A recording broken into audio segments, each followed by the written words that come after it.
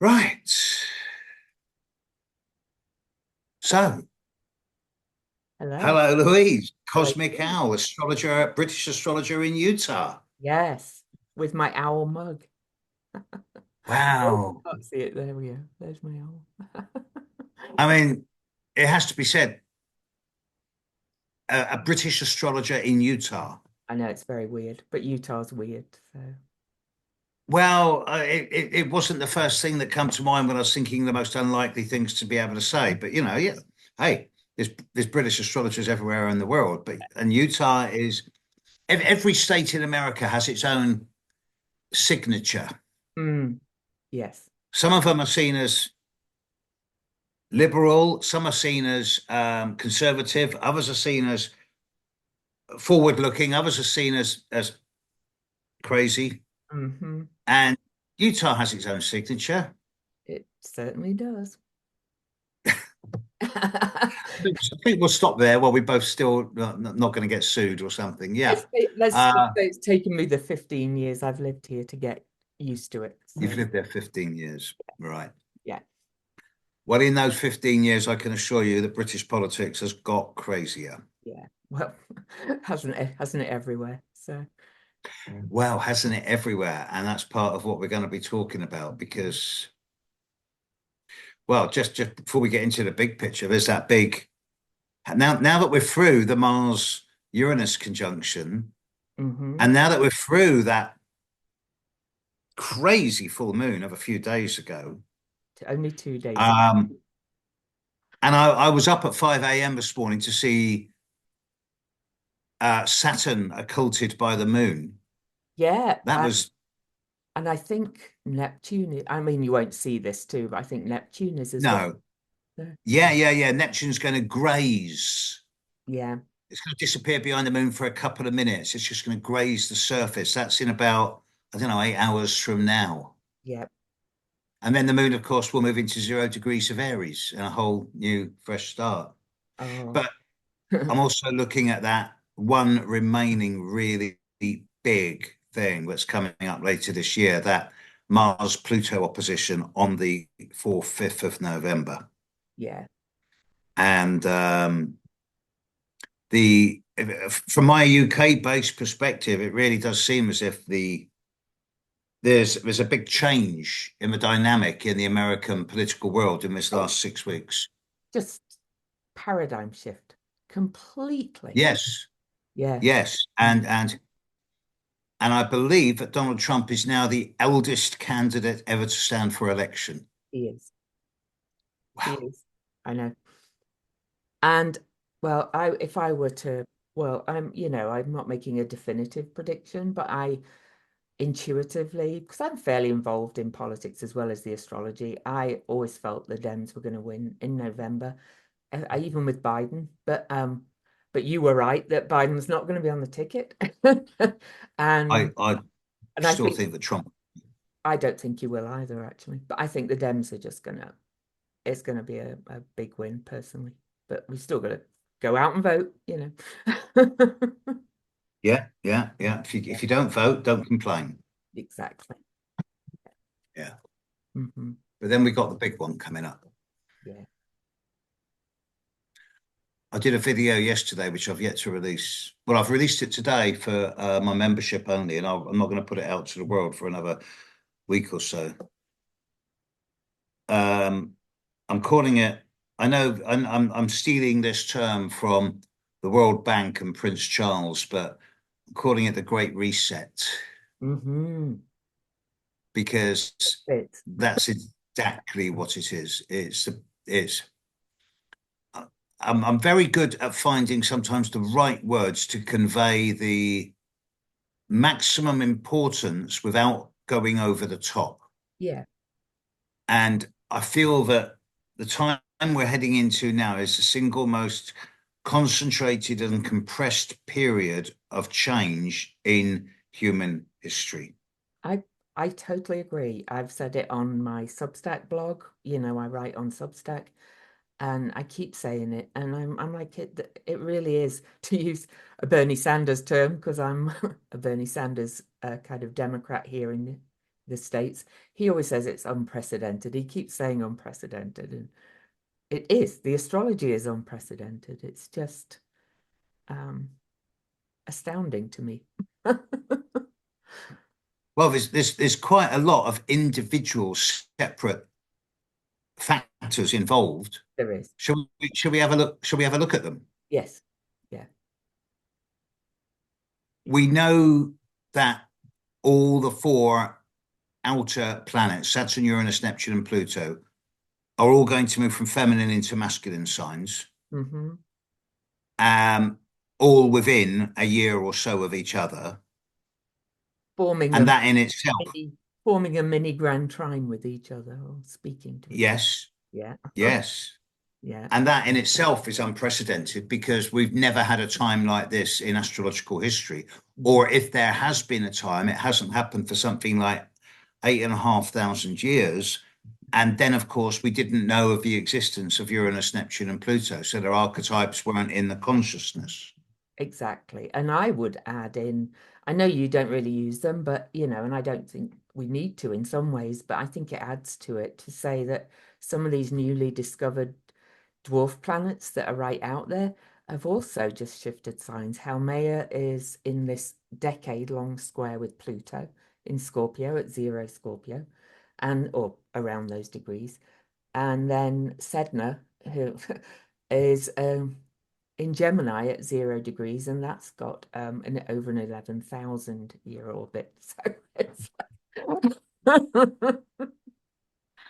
You know what? Sometimes I have to be honest, because of the length of their outer orbits, Mm. I find it difficult to take their influence seriously when using them in a natal chart. Oh, I usually take them out of natal charts. They're not, yeah, Yeah. yeah. But I kind of equate it to when people who talk to me about, oh, but I've got Sedna squaring my Uranus. I'm Mhm. thinking, yeah, so's everyone else born within 20 years each side of you. Exactly. And I also deal with a lot of people who are into hypothetical or esoteric astrology, Mm. and they go on about dark moon Lilith and Yeah, stuff like this, which doesn't exist. yeah. It's a hypothetical. Hmm. Someone made it up. Yet so many people swear by it, and I'm thinking, you're not doing astrology any favors here. Mm. I don't know. It's not a rock in, it's not a lump in a rock in space. No, it's not. No, but we use nodes, and they're kind of waves and particles too. So I don't know. Yeah, Yeah, but the nodes I don't are a use junction. this, so just so you know. But No, the nodes are a case on their own because they are the constantly moving in a regular cycle junction point of the sun and the moon's orbit. they are. Yeah, So there's a case for that. yeah. But when you get things like Vulcan and Dark Moon Lilith, and I'm like, oh no. I mean, the asteroid Lilith Oh, has a, I love oh Astro, yeah, and she was oh involved yeah, me too. in this Grand Cross on the full moon. Of course, she was opposing Uranus on the full moon. So And I call her the talk to the hand Lilith, what Lilith? asteroid Lilith, because it looks like a hand. I go, Yeah, she's talk to yeah, the yeah, yeah, yeah, yeah. talk to the hand. I mean, I love Demetrius George's way of translating this. He deals with the anger of the suppressed feminine, Hmm. but also the asteroid of conflict resolution. Yeah, And I thought that's a lovely way to put it. yeah. Um,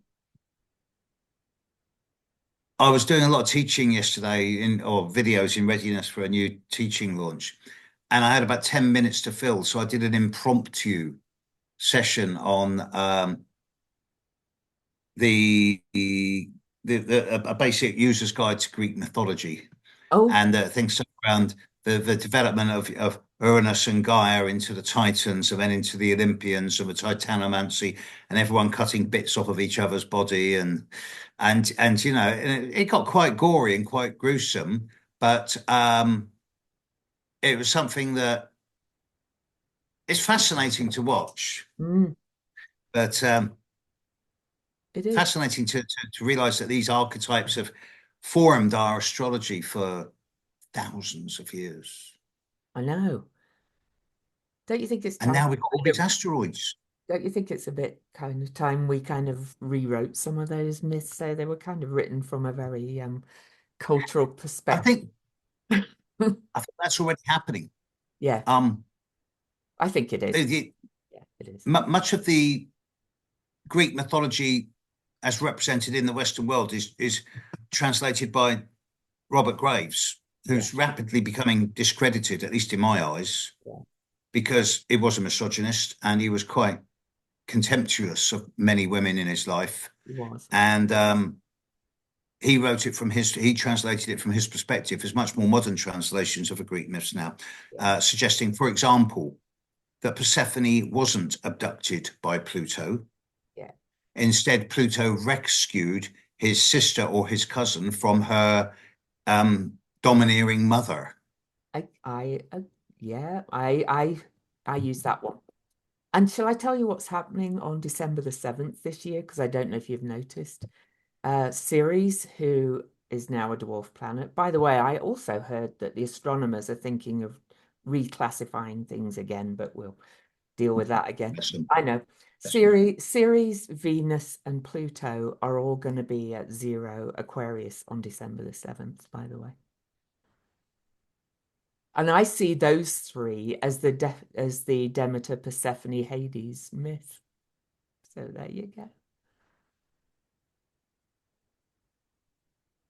I was in Granada recently doing some work on the Alhambra Palace, Mm, and when the Christians regained Granada from the Muslims around about the 1300s, they superimposed a lot of their architecture on the Alhambra. mm, And over the Gate of Justice, which is one of the most holy gates in Spain, they mm. superimposed the idea of the Hand of Fatima. Oh, And when you say to me about Venus, Ceres, Pluto coming together, Fatima just springs to mind, mm. and particular. Don't be surprised if on that day there's some type of announcement concerning global food production or the way we nurture ourselves through digestion and food, Yeah. because Ceres is very much connected with nutrition and Oh, digestion. she is. But she's also emotional needs and Oh yes, nurturing in all of its all that. ways. Yeah. Yeah. Yeah. And you put that with And it's Venus and also, Pluto. that's also around the date that the Electoral College should certify the election here in the States. So isn't that interesting? I don't know the exact date they're going to do that yet. So, but isn't that interesting? Interesting. Well, I shall watch that date. Yeah. Yeah, I shall look at that one. Yeah. Thank you for that. Right. Yeah. If I see a video, if I do a video on that, I shall Yeah. mention your name in it.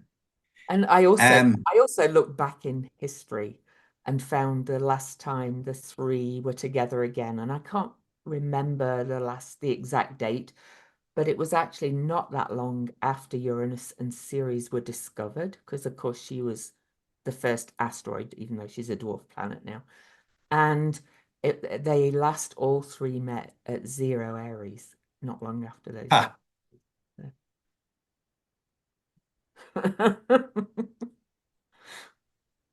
because of course Ceres is the only one of the asteroid belt that is big enough to be round. And she has water in it. She's very planet. Yeah, Yeah. Hmm. yeah. And all the others are potato shaped, but Ceres is round, planet shaped. And she fits Bode's law, by the way. That empty spot in Bode's law that's been thrown out and discredited. So there you go.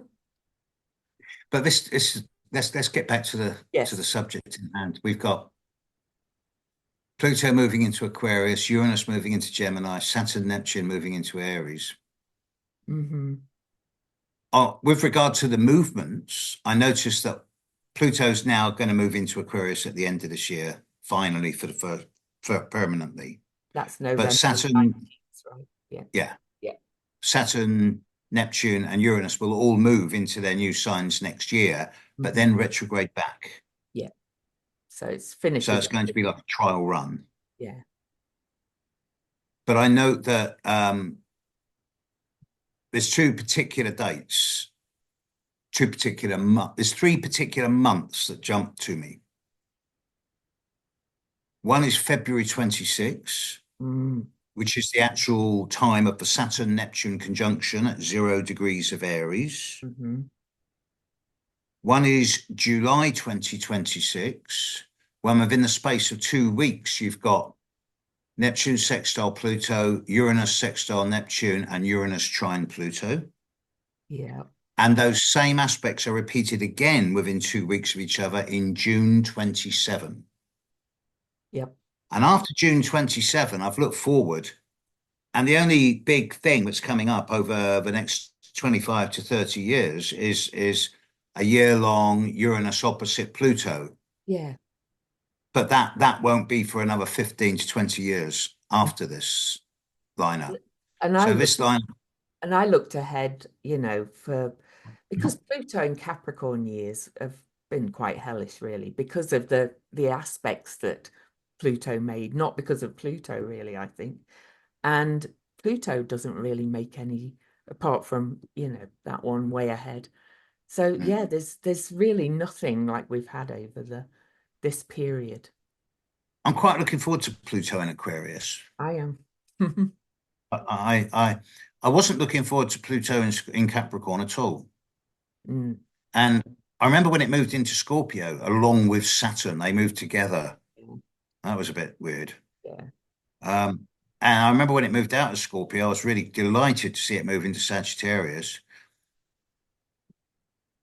It's funny how whenever a big planet moves into a fresh sign, there's lots of hope, there quickly is. followed by, oh yeah, right, oh, all right then. Yeah, but You know, if anybody had looked ahead to all the aspects that Pluto made during the Pluto in Capricorn years, yeah,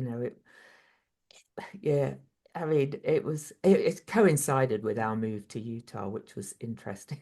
and of course, Jupiter, Saturn, Yeah, conjunct Pluto and I and I as and the I live on my harbinger of COVID. Saturn line here too, so Ha. it's been a tough journey here. So I'm really enjoying Pluto in Aquarius. So yeah. But I agree, and it's Pluto in Aquarius just has this whole different vibe, and a total different look at Pluto as well, I think, because Pluto in Capricorn years of a lot of astrologers really fear Pluto now because of that. I don't, because I've had Pluto go over everything in my chart. I've had all kinds of Pluto aspects, and they've actually been mostly rewarding ultimately. So Whenever I've I love these arguments I have with scientists and astronomers about Pluto because I can show I've got tens of thousands of statistics, 5,000 people who swear blind at how Pluto affected them. oh, And yet the astronomers and the scientists will go, no, it doesn't work. Oh, I'm they're going, they are big transits, but I don't always see them as awful either now. They oh can be God, no. exactly, they're pretty rewarding, especially if you work kind of I work. can't, yes. Yeah. Okay, so when I had Pluto opposite my sun, so I'm a Cancerian, Mm. I used that time to go through some really difficult life experiences involving a lot of facial reconstruction, Oh, lots of surgery on the face, wow. and I wrote my book on Pluto. Yeah. So to me, that was a positive way of using its energy Yeah. as opposed to letting it trash me. Yeah. Exactly. Exactly.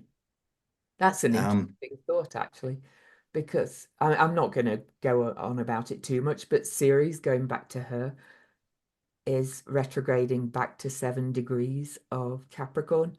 And mhm, she's so far out of bounds right now, by the way. mm. Never seen her so far out of bounds, but I've started a book on series that kind of got sidelined, and I've been feeling the pull back to writing that again because she's stationing direct on my Saturn. So there you go.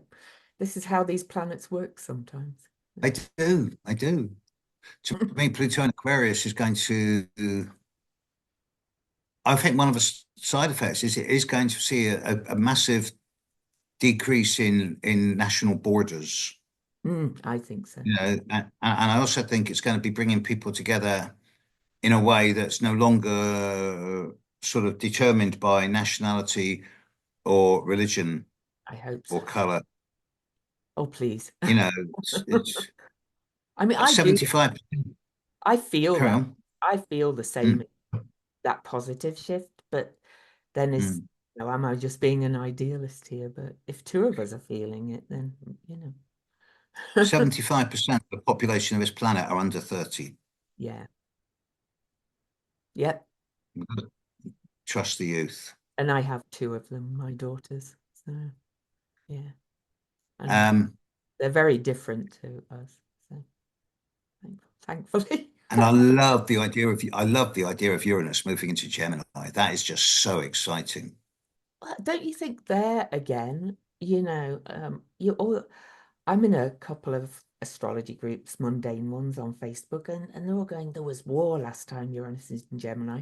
I'm like, can't you look at the whole picture, the big picture, all the planets together, working together, you know?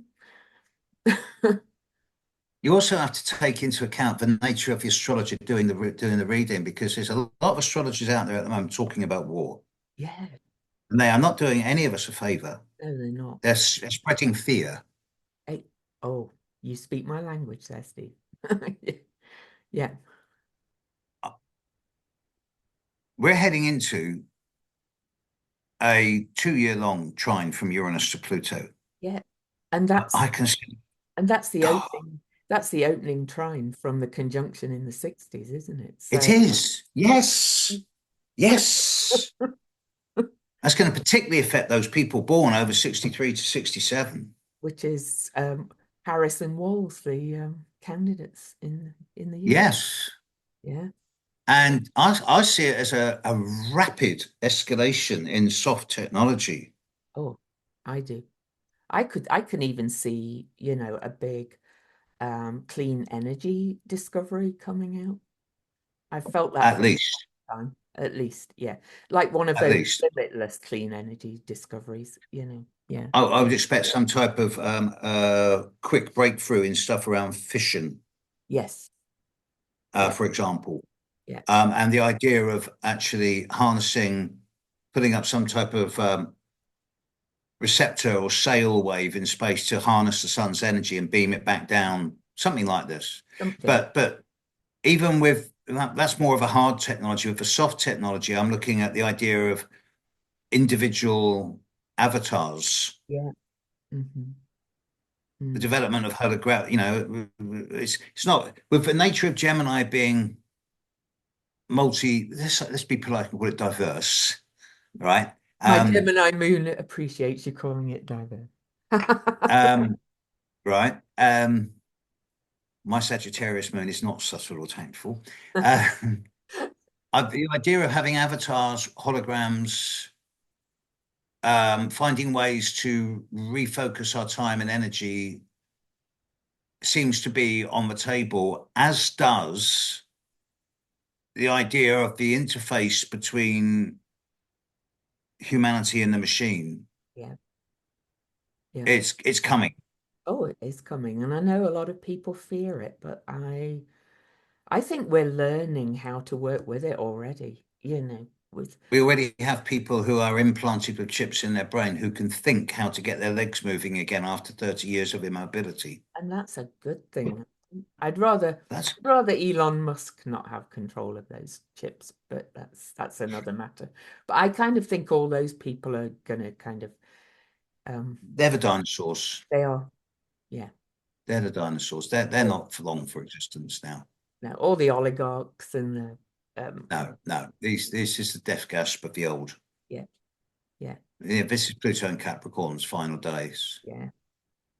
To me, though, the concern here is the Saturn Neptune conjunction. Mm, but they're in zero. Now, we do have a lot of history of the cycles of Saturn Neptune conjunctions and oppositions. Yeah. We know what's happened in the last 150 years whenever Saturn and Neptune have been conjunct or opposite. There's always been something to do with the rise or fall of communism. Yeah. Berlin Wall goes up, Berlin Wall comes down, Bolshevik Revolution, Marx Engels Manifesto, Mm, all written on Saturn, all done on Saturn Neptune conjunctions or oppositions. And to have a Saturn Neptune conjunction at 0 degrees of Aries is just like, whoa. Do you wonder though, because it's in this ongoing grand or mini grand trine with Uranus and Pluto, that this one might be different? Um, this I, is the I this is kind the of ameliorating factor. Yeah. I kind of have a feeling that some very new a system that we've never had before is going to come out. I concur. On the one hand, with Neptune sextile Uranus revolutionizing the imagination, Hmm. Yeah. and Neptune sextile Pluto again transforming the ideas of the future. Hmm. And with with Uranus trine Pluto, revolutionizing the use of psychology and opening up new neural pathways. Hmm. Yeah. All of this is great. Yeah. And with Saturn sextiling Pluto, we've got the opportunity to bring structure into the way we use psychology in the world. Yeah. And with Saturn sextile Uranus, you can, on the one hand, bring structure into the chaos, but also revolutionize limitations and boundaries. Yeah. So all of this is great. Hmm. But Saturn conjunct Neptune, that worries me because I see it as the last, ultimately vain attempt, but big attempt of the old structures to maintain some type of control, possibly through, because of Neptune's connection with environmentalism, some type of climate for chaos, which makes what we're going through so far look crazy. That is a possibility, I have to say. Yeah. And it Yeah. and it could spread quite quickly um with those aspects too. But I think there's always a shadow, you know. Well, always, always. But the fact that, as I'm fond of saying, you're in your mid 50s. No, I just look good. I'm 64. I was born Oh, December. so we're almost. Well, I'm 69, so we're almost the same generation. Yeah, Um, when we were kids, there was only 2 billion, 2.2 billion, and now there's 8. yes. When we were kids, technology was a Bakelite telephone on a wall with a ring dial, and now we're streaming halfway across the world. I know. And when we were kids, spirituality meant going to Sunday school. You did. Now it's just like this is one of my favorite topics. I've got to be in my bonnet about this. It's the acceleration of evolution, Oh, definitely is. Definitely. and it's not linear. It's not a straight line. It's exponential, Yeah, and we're almost at prime vertical. yeah, And the next few years, I think, do represent the breakdown or breakthrough, yeah. some type of nexus point. Oh, And it's almost like humanity's training is at an end. yeah, We're now going to graduate or collapse. yeah. And we do have free will. And We work with it, I think, to a degree. Yeah. well, one thing's for sure, it's a fascinating time to be alive. Oh, isn't it? I'm like, God, I hope I live long enough to see at least like how it's starting to shake out. We will, we will, we will. Yeah, We yeah, wouldn't have volunteered. Yeah, I kind of feel we volunteered for this. I think so. Yeah, And as astrologers, it's our duty to not only observe and record, but also to give another perspective. yeah. To say it's happening. Don't be afraid as well. Work with it rather than fight the change. And I think the more people resist the change, the more they'll struggle with it. So that's why I try. I agree. I think the only ones who are going to suffer out of all this are the ones who are naturally scared or who want to maintain the illusion of control over other people or themselves. Yeah, The idea of just dancing with it and flowing with it is it's got to work. yeah. It has to. Yeah, It's even made me rethink. I mean, the older I get, the more mortality begins to sort of become a thing in my life. But it's made me rethink the whole nature of death. yeah. And increasingly, I'm seeing it as just a transition of consciousness Oh, I think so. rather than the ending of a soul path or something like that.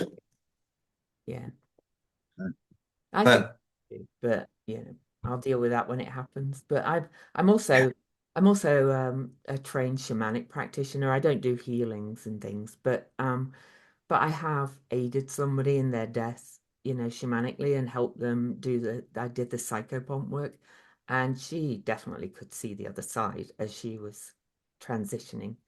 There was definitely something there. I think you hit on something really important there.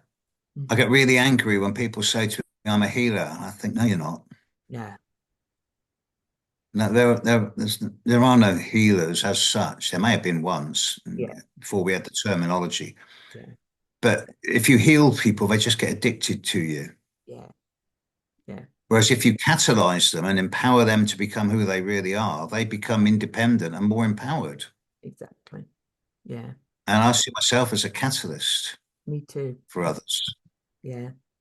I actually use So my shamanic work I run a Venus retrograde class every Venus retrograde, clearly, so it's every 19 months. And I use the shamanic work in that to just guide them to do their own journey through the retrograde. And it really is quite profound. So, that's fascinating because Venus is the planet I understand least of all. ah, I love the geometry. I've yeah, got so many examples of the pentagonal, pentagrammical patterns of Venus, and I know all about its geometry, but its meaning, it eludes. Venus is exactly conjunct my self node. ah, So there you go. I just don't relate to it by transit. And it's I wouldn't say it's a mystery, but it's a if I'm derisory, I call it a bit of a non-entity, which is a bit cruel. I just don't see it as a powerful force in my chart. Other people Well, totally disagree with that. in my chart, Fine. in my chart, she's a degree from my midheaven and a degree from Neptune. So the three are in um, within 2 degrees. And so she's my most elevated planet. And also my prenatal Venus star point, which is when Venus and the Sun met when I was in the womb, is conjunct my Pluto. So there you go. Well, Venus obviously works for you. Yeah. I've always considered myself Saturn's boy. Mm, Although more recently I'm becoming Pluto's boy. yeah. Um, I have Mercury exactly on my Gemini midheaven. Ah, So it's easy for me to talk, yeah. Yeah. Yeah. Yeah. but it's only recently that I've realized that words are cheap. It's not so much about conveying, it's not about conveying information. No. It's about it's about getting meaning across. Words are just A a vehicle. system of communication that invoke meaning to other people. And if Exactly. other people can draw meaning from your communication, then they're going to value it a lot more than just simple hearing, listening, or learning. Hmm. So Meaning is such a big word. an astrology is literally means Ah, the language of the stars. So astrologos. yeah, so we're Yes. here to try and convey the meaning of that. And I think to do that, you have to really kind of feel into it, not just use the words you learnt in a book. So anyway, Yes. yeah. I did go for a week once upon a time when I realized that I talked too much. I went for a week where I just shut up for a week and just used mime. Oh. It was so painful. I don't know if I could. No, I'm never doing that again. It was an interesting experiment. Well, my And Gemini. of course, one or two of my friends really had it in for me at that Oh, time. I They bet did everything they could to make me talk. my But Gemini hey, moon opposes Jupiter, so it's yeah. yeah, okay. Yeah, but coming back to the present time, I mean, for the last 30 years, I've been looking at ephemeris and thinking, oh, look at that, 2025, 6, 7. Yeah, And now it's on our doorstep. I know it really is. And then as well, combined with that, and I looked at this with somebody else on my YouTube yesterday. If we think back to when Pluto went into Capricorn and all the kind of chaos and transition really started, At the same time, by precession, Regulus moved out of Leo into Virgo and is sitting at 0 Virgo, so is also going to aspect all those planets. And I kind of think that's significant as well. So, all of these things add to it, really. Because fixed stars from our perspective are in a sign for 2,160 years. So we're Yes. we're really moving out of that Leo kind of all about me, you know, energy. Hmm. Yes, I was explaining to someone, trying my best to explain to someone the other day the difference between sidereal tropical, between Western and Vedic. And I was talking about the 2,160-year cycle because the not only is the Earth revolving around the sun, but the sun is revolving around the center of the galaxy. Hmm. So 2,160 years ago, of course, the constellations aligned with the zodiacal patterns.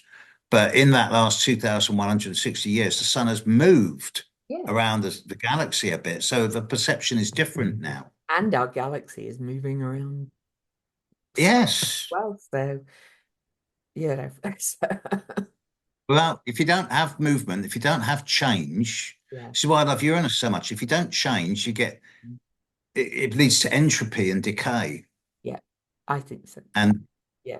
change is essential. And Um, it's bigger than, the age of Aquarius, which everybody, yeah, but it is that as well, but I kind of feel like the age of Aquarius, this move into it started with the discovery of Uranus. But I don't think we just move in on a day, you know. having, I agree with you. However, Hmm. I would suggest that the movement of the planets over the next couple of years, all into masculine signs, does indicate a bigger shift than we've ever experienced before. Oh, So I would suggest that this is a pivotal time in the transition mhm. into Aquarius Oh, from Pisces. oh, absolutely. But I think it kind of seeded it, back then. Yeah. Oh, yeah. And Definitely. now we're in this big, just Oh, amazing thing. this is it. Yeah. This is it.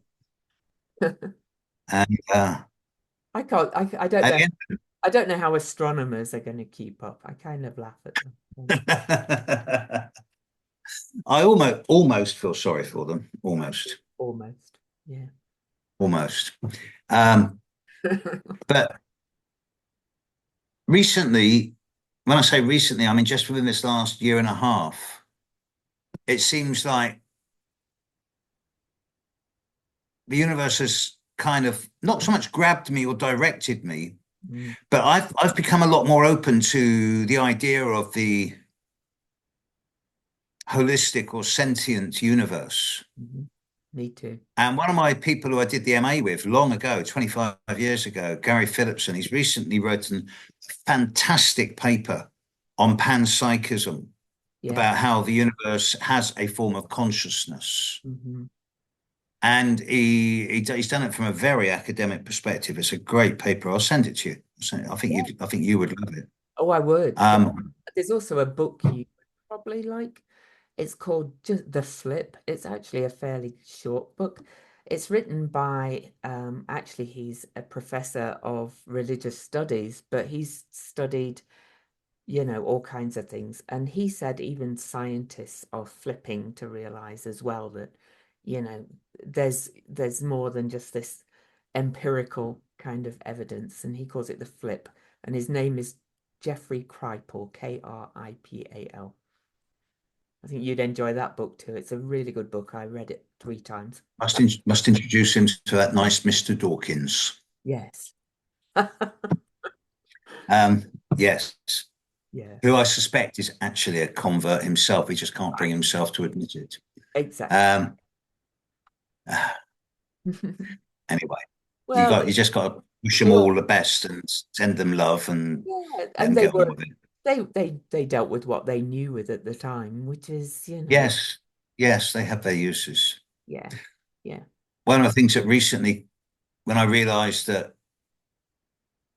I've now seen enough geometric studies made of the positions and the orbital rotations of the planets in the sky. It's made me realise that um, the position, the distance from each planet from the sun, their orbital rotational periods, and the patterns they make are so perfect, 99% perfect in every single case, plus that the chances of this being a random thing is zero.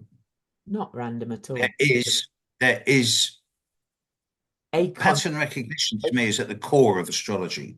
Yeah, oh, totally, totally. That's why when I look at a chart now, I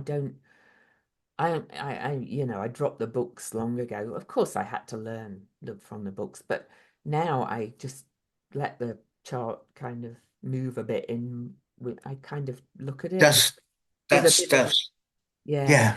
yeah, When I look at a chart, the first thing I do is kind of unfocus my eyes, exactly. and Yeah.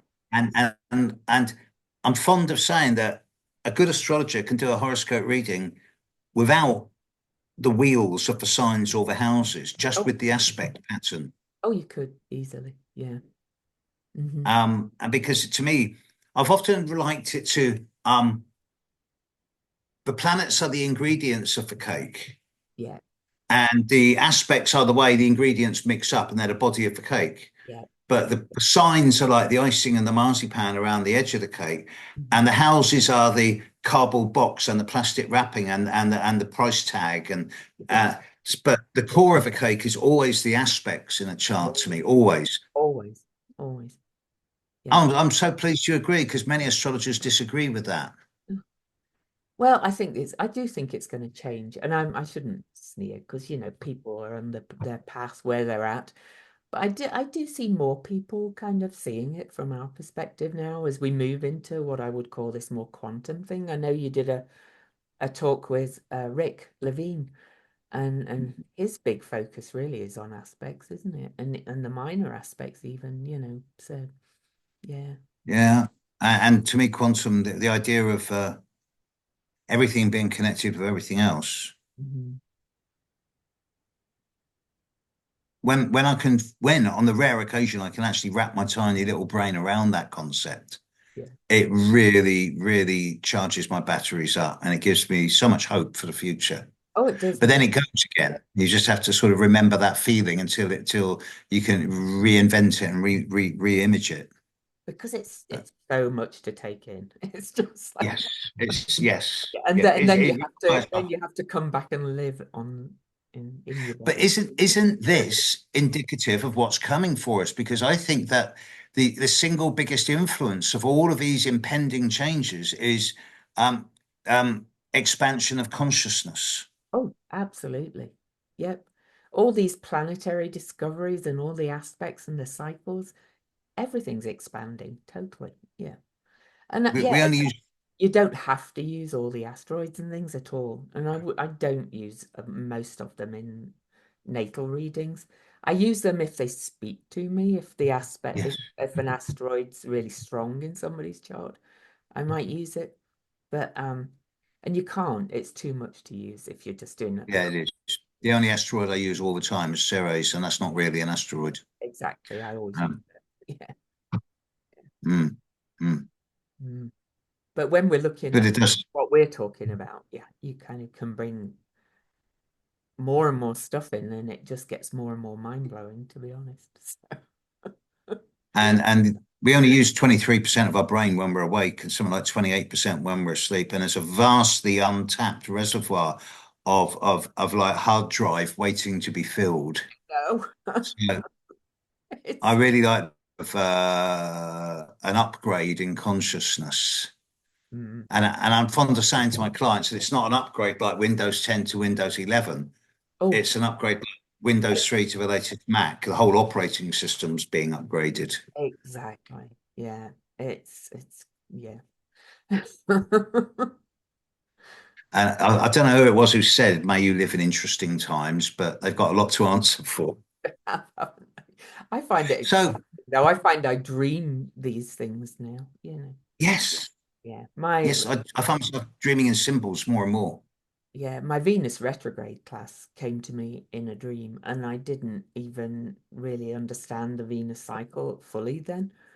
And I just woke up and I was like, okay, you this class is going to really help people.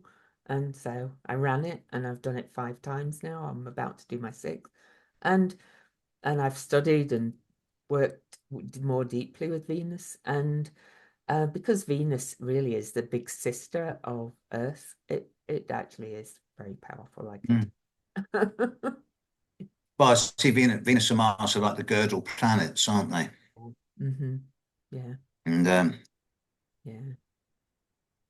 there's so much developing now in terms of the way we see our place, not just on the Earth's surface and in our communities, but the bigger picture, the larger picture. There is. Yeah, yeah. And it occurs to me that if, as I suspect, we suddenly go for a big surge, acceleration in consciousness by opening up our brain power to something like another 7 or 8% over the period of just a few years, which could easily happen in the next few years, Oh, then all of a sudden our perception of the world is going to become much more enhanced, mm-hmm. and our ability to be able to spot the BS and to naturally recognize when someone harbors ill intent or malignancy or anything like that is going to become much stronger.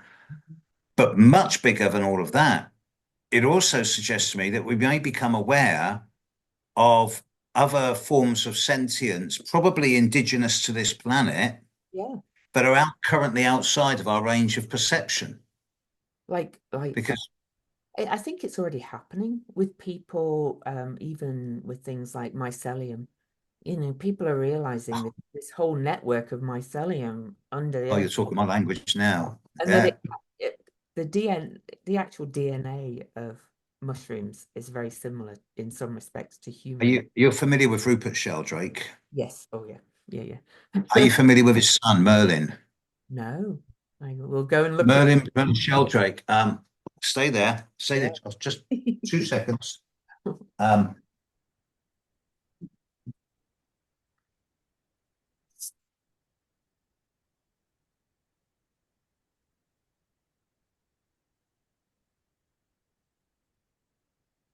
To anybody watching the recording, I knew that we'd go off and Merlin Sheldrake. How make our worlds, change our minds, shape our futures. How fungi does this. Entangled life. It's all about the mycelium networks. yeah, And it's brilliant. Absolutely brilliant. yeah, The Sheldrake family are just awesome. yeah. I mean, I still take psilocybin No, yeah. every year. I've done it every year since 1977. I used to take it very large amounts, so regularly. And Mhm. these days I just do it once a year in minor doses. It's just like in England, we have a thing called an MOT, Yes. which is like where you go to get your car tested once a year to make it sure it's all working. And Yeah. I do that with psilocybin once a year, microdosing, but still I, enough to I give it have a tickle. friends. I have friends that microdose, and I really actually, I might do it again. I've done psilocybin in the past, and I had such magical experiences. Oh yeah. And I've never known anyone have a bad time. I think they actually opened me up to seeing astrology this way as well. So, Absolutely. yeah. As you may know, astrology for me is it's a living and Yeah. it's a passion. Oh, it's more than just a living. But It is a living, but yeah. I'm also very strongly involved. I've been accepted for a PhD. I've yet to do it, but I've been accepted for a PhD in the field of crop circle studies Oh, because yeah. I've been in 800 or 900 different crop circles over the course of my life, Mm, and I've got pictures of tens of thousands of them. So wow. I do think I know more about them than most. Mm. And to me, there's that also speaks to me of absolutely fundamental intelligent life force. Oh, And I know that they don't come from ET, alien, outside no, of this planet. not that. No, I no, I just know they don't. I think it's all here. I don't think Of there's, course it is. It's yeah, just different. It's right. It's from the fair folk or the troll or goblin or crop yeah, circle makers, just outside of our perceptive range. And yeah. it's like they're waiting for us to wake up. Hmm. In the past, we've said, oh, once we've got space travel, we can join the galactic community. And it's like, hello, the community's here on Earth now, waiting for us to wake up. Our future's not Oh, on. I'm getting a bit, I'm ranting a bit, but you get my drift. Oh, our future is not on Mars. Though Elon can go. He can go first. Yeah, I'll take Donald with him. Yeah. And most of the British politicians as Yeah, well. Yeah. yeah, yeah. Yeah, yeah, yeah. Yeah, definitely. No, it's all here. I mean, this is, yeah, at the center, of everything. And, to go back to the mycelium and the shamanic work, I did a workshop with an astrologer here in the US, and her name is Patricia Walsh. You may have heard of her. But anyway, Patricia Walsh. yeah. And we did a lot of shamanic journey work on that. And I did a journey into the mycelium network where I was traveling under the earth, and that was into the energy of Taurus, I think it was. So I was actually like swimming in the mycelium network. It was lovely. I've had similar, except for I was actively talking with what I call what Terence McKenna calls the machine elves. Oh yeah, yeah, You know, yeah. I was laying on with my face in the grass, looking through the grass, all these little green men talking with me and showing me things and so on. I've had a big Whatever. conversation with an ant once as well. Anyway, Yeah, well, yeah, but that was these under are. the bin. But you can get a similar thing from shamanic journey work as well if you really do it powerfully. It's just expanding the boundaries of consciousness. It is exactly. Yeah. And this is where astrology gives us such an edge because Hmm. it's I describe astrology sometimes as the emerging the lingua franca of the emerging consciousness revolution. It's a language that can be spoken by any nationality, any generation, any culture, Hmm. and its capacity to be objective, informative, but also compassionate and love-based Yes, gives it an edge over anything else in the world. It is unique, I totally and agree. it's such a privilege It really is, and to work with it. to bring it down to kind of more the human centered, more and more I kind of I don't know if you're aware of kind of the developments in psychotherapy and psychology of like parts work and things where I see astrology as parts work. It's what's it called? Well, parts work. Somebody calls it something else, but it's saying we've got all these parts in us, and a lot of therapy now actually has you kind of meditating and talking to those parts. And I'm like, well, that's astrology. So, Yeah. Well, of course, the founder of modern psychology yeah, happened to be an absolutely brilliant astrologer as well. yes, Carl, yeah, Carl Jung. yeah, I hmm, mean, yeah, yeah. so I actually, okay, I have the moon in Sagittarius. I'm biased. I can't get outside of my own bias. Well, I have a Sagittarius stellium, so I'm Right. yeah. But I find myself in a state of both some trepidation, but primarily anticipation, Me too. hope for the future Hmm. in a way that just makes me think that come what may, we're going to make this. We're going to make this breakthrough. We're going to break through that veil. Yeah, And it's just a as a question, whole, we are. yes, as a species, Yeah, yes, as a species, we have to take everyone with us. And some will do it willingly and some will do it kicking and screaming, and some will. but it's going to happen.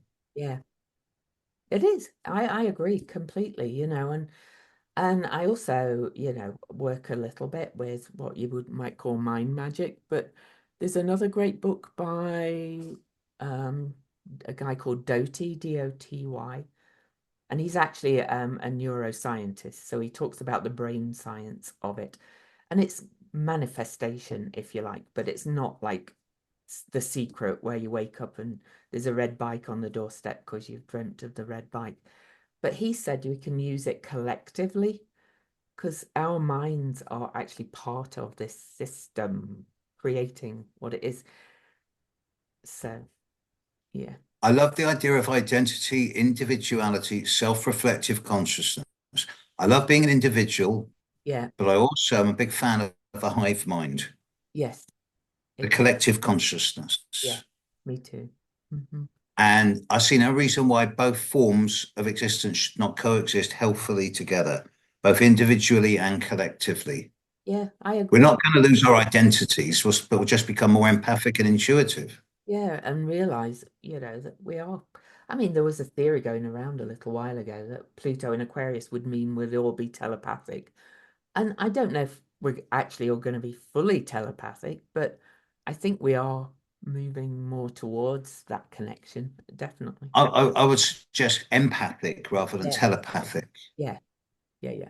And I wouldn't want people to read my thoughts. They might find out how crazy or kinky or whatever it is I really am. I don't But think. I'm quite happy to people to be able to read my body language and read my mood Yes, and to be able to get the feeling I'm trying to embrace all the time because 95% of the time I know I'm on the right path. exactly. Yeah. So, Hmm. well, Yeah. I must say it's a real pleasure talking with you. You too. I love where we've I gone, mean, you know. I think I think we should make this more of a regular thing, you know. I'd like to. And after we finish recording, there's something I want to ask you while we're on. So I don't want to say it on the recording. But we've been talking 58 minutes. Yeah, As you know, I'm getting involved in this big docu-series, this documentary that I'm trying to make happen. I've been on it all day, yeah, booking hotels, booking airplanes. yeah. It's really about to manifest over the next 6 months. And I've got an amazing synchronicity happen today, and I'll tell you this afterwards. But yeah, I think we should do this at least every couple of months. Happy to. Yeah, I love to. Yeah, because Yeah, because I just love, a banter, yeah, I love you know, seeing it's just the other astrologers that are seeing it because then we bring in the other so bit. this is one of the things I forgot to say. Yeah. I ran a competition once Hmm. saying, what's the best collective term for a bunch of astrologers? You know, you get a parliament of rooks, a herd of cows, whatever. Yeah, And I yeah. said, what's the best name for a collection of astrologers? Because when astrologers get together, they love to argue and bitch. They Oh, just love it. I try and stay out of those of who's right and Well, I quote Groucho. I wouldn't belong to any group that would have me as a member, right? yeah, yeah. But the one that won, well, I gave him a copy of one of my books as a reward, was the person who came around and said, the best collective term for a group of astrologers is an argument of astrologers. Oh, it's so true. And that is very relevant to what I'm going to ask you after we stop recording. Okay, well, let's stop recording and let's agree on air that we'll do this again at some stage in the nearish future this year. Definitely. Bye, everybody.